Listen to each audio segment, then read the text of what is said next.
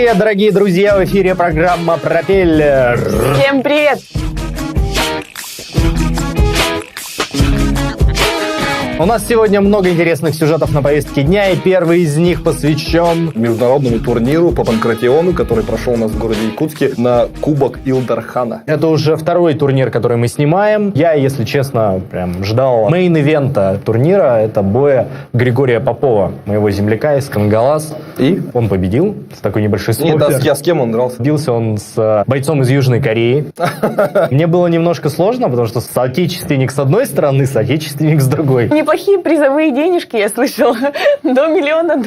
Миллион рублей, наверное. Не, Долларов? $1 миллион. Развивается ММА семимильными шагами, потому что и в мире ММА сейчас является одним из самых популярных видов спорта. Давай, Марина, как расшифровывается ММА? Mixed Martial Art. Артс.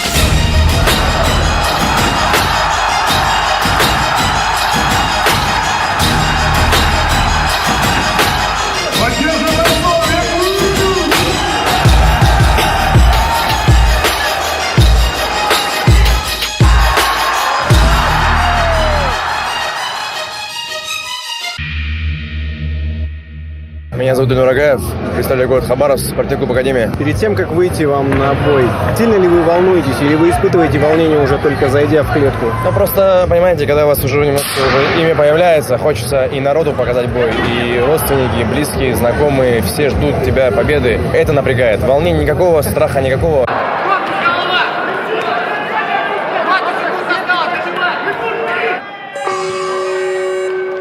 Был ли опыт занятия другими боевыми искусствами? Нет, боевые не просто это совсем недавно, 7 лет тому назад, 20 лет это уже зрелый возраст. Подрался на улице, понял, что надо окрепнуть, пришел в зал смешанных единоборств, и все получилось.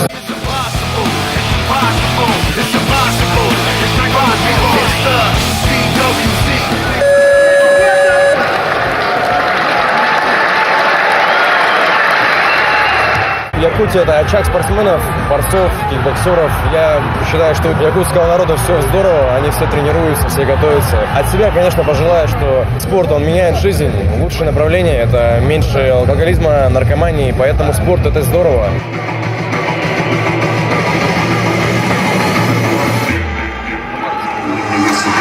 Якутск, я вас не слышу!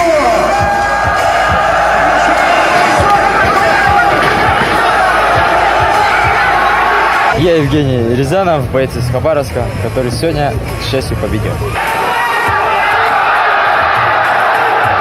Допустим, у меня по кикбоксингу более 200 боев.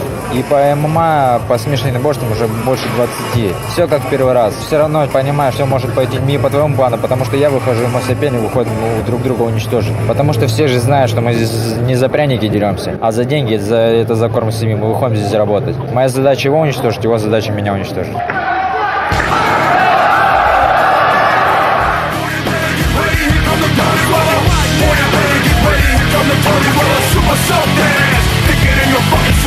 Борюсь очень много и вкладываю эти большие финансы. Все лето я провел на сборах в Америке в самом лучшем зале мира Джейсон Винг. Тренируюсь над Джон Джонсом со всеми бойцами. От этого есть повышение моего уровня. Я вкладываю деньги, и я пытаюсь их получить обратно.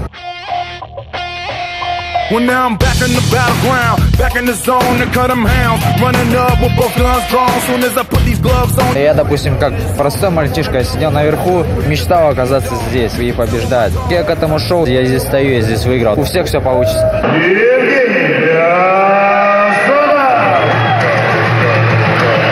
сегодня наш гость, а также ведущий, знаменитый актер, шоумен и спортсмен Сергей Бадюк. Очень профессиональная команда работала. Редко какой турнир может похвастаться такой организацией. А бои запомнили Женя Рязанов и Григорий Попов. Ну, Гриша мой близкий товарищ, я снимал про него фильм. Гриша! Брат, иди, я тебя обниму. Серега, красавчик, спасибо. Серега, блин, все-таки через 3 года, да, блин? Да? Видишь? Приехал в Якутию, Приехал. Да.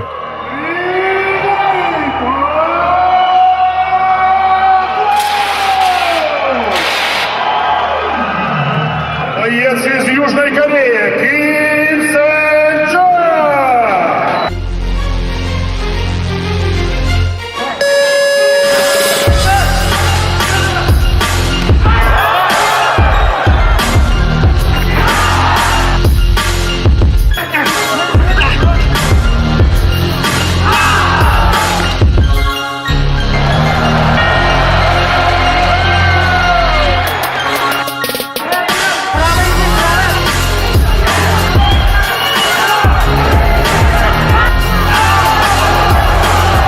Победу в этом поединке одержал Григорий Попов!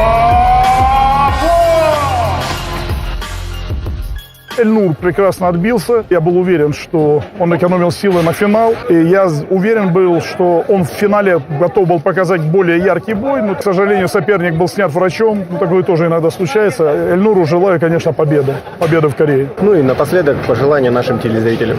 Будьте здоровы, берегите себя.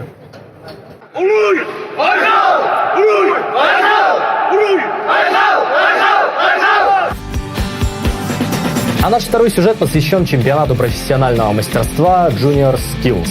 Это как такой аналог типа World Skills. Начальная ступень до World Skills. А есть Junior Skills, World Skills и между подросток Skills. Teenager Skills. Teenager Skills.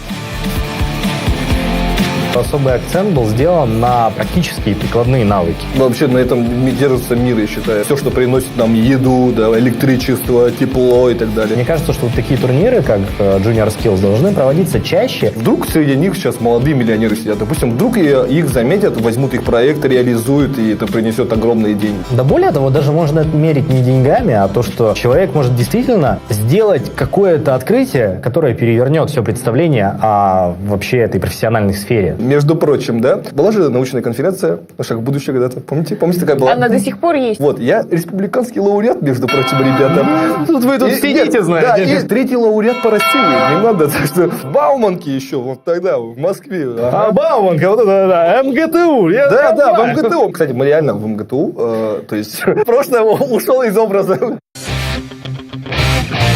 Расскажи вот о своих эмоциях. Я тогда еще жил в Верхоянске, и там уже сказали, все, ребята, собираем всех лауреатов и летим в Москву на всероссийский этап. И Миша там, клубы. Слушай, нет, я в 8 классе был, я об этом особо не думал. Я думал, надо в Москве диск купить с игрой, короче, типа такого.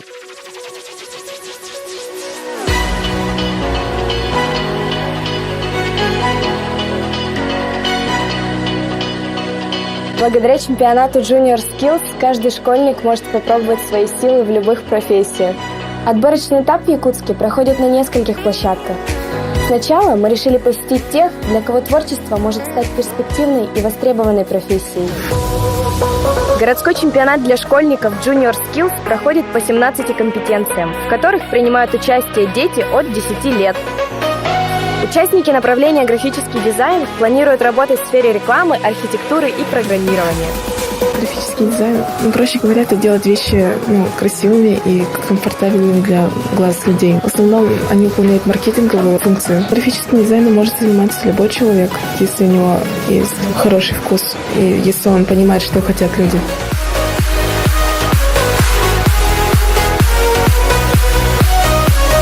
Я приехала из Миринского района, поселка Чернышевский, МБУ СОЖ номер 3. Шьем юбки, сейчас на конкурсе придумываем разные дизайны, свои платья.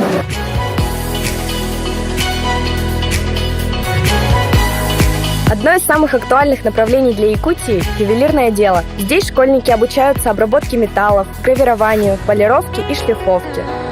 Делаю различные изделия, не только из латуни, но уже также из серебра. Пока что я могу только сделать украшение или подарок своим родным. В будущем, надеюсь, буду делать для президента дизайнерский какой-нибудь подарок министру культуры, что-нибудь такое. Как и в остальных направлениях, в компетенции электромонтажное дело участникам было дано одинаковое задание, которое они выполняли на скорость. Мы подключаем лампочки к сети, чиним, изобретаем. Опасное дело, конечно, электричество может шантажировать.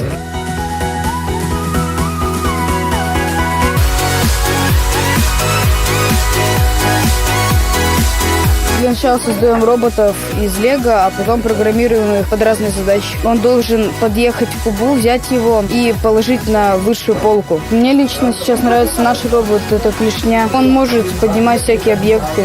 Мы программируем, заносим в код определенные действия, которые он должен делать. На этом роботе стоят датчик цвета, датчик освещенности. Датчик цвета позволяет определять цвет кубика. Датчик освещенности позволяет выпрямляться по линии, которые есть на поле. Выиграют те, у кого конструкция наиболее совершенна и функциональна. Победители смогут участвовать на российском этапе Junior Skills. Я занимаюсь уже в течение 2 лет, и я целенаправленно иду к мечте стать ювелиром, а потом дизайнером ювелирных украшений. Чтобы постичь новые знания и узнать это, использовать это в доме и в разных еще целях. Я вот где-то этим год занимаюсь. Стал уже лучше понимать в них роботов. Я бы хотел создавать роботов, которые бы помогали человечеству, чтобы человек копал, например, урановые залежи и так далее. Этим может спокойно заняться робот. Понимать желания людей, чего они хотят, и прислушиваться не только к себе, но и к другим.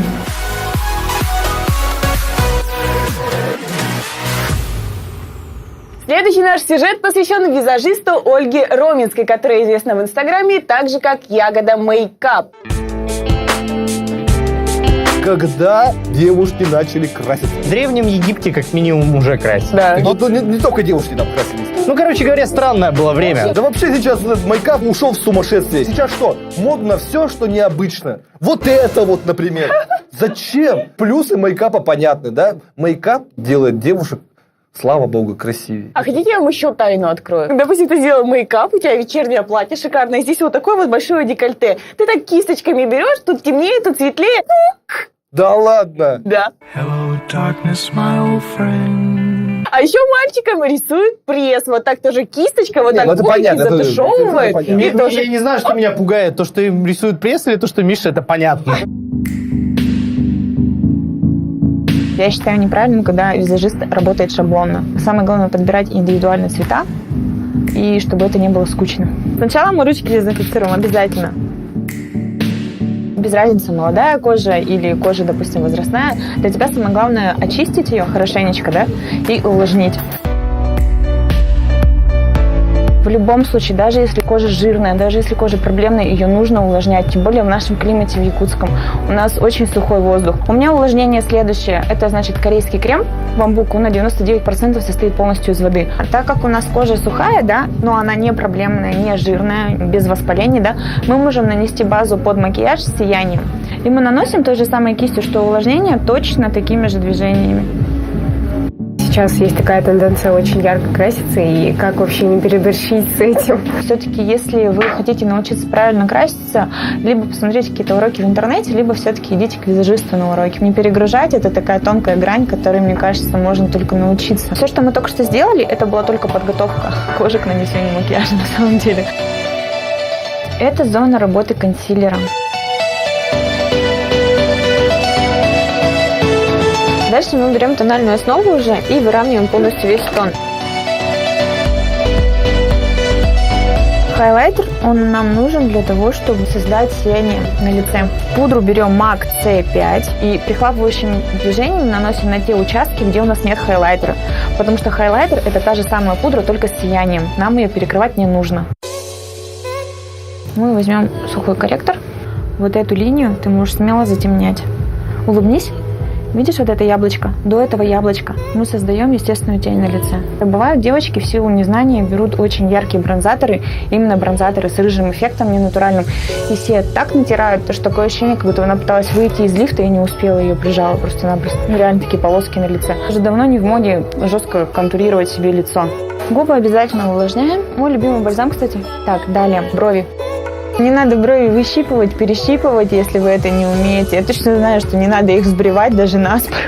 Лицо, оно у всех разное, линии природные разные, и если вы находите именно вот эти натуральные свои точки опорные, вы в любом случае нарисуете ту бровь, которая подходит именно вам. Да, кому-то идут очень широкие брови. Я очень вообще тоже люблю девочек, у кого хорошие густые брови, и, допустим, свежая фарфоровая кожа, это смотрится очень необычно. Но у кого-то их просто-напросто нет, этих бровей, и не надо к этому стремиться. Вдруг вы себе нарисуете широкую бровь или там сделаете себе татуаж, микроблейдинг, и у вас просто будет такое ощущение, как будто у вас гусеница жирная на глазами. Не стоит стремиться к моде. Я опять же говорю, макияж, как мне кажется, это сугубо индивидуально.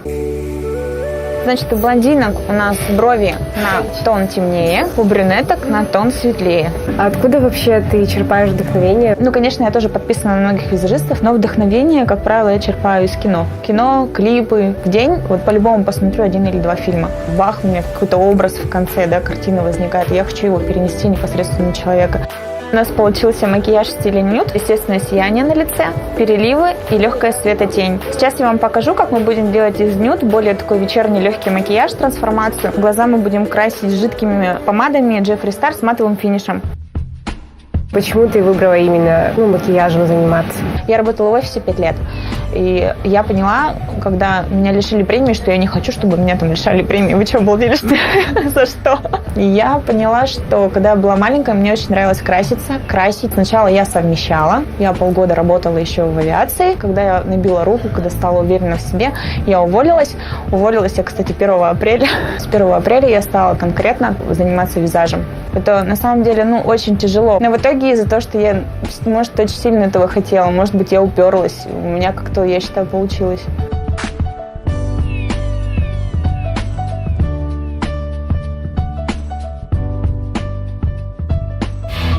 Ну что ж, дорогие друзья, на этом наша передача, к сожалению, подходит к концу. Подписывайтесь на нашу страничку ВКонтакте, на наш аккаунт в Инстаграме и на наш канал на Ютубе. Всем большое до свидания, друзья. До новых встреч. Всем пока. Пока-пока.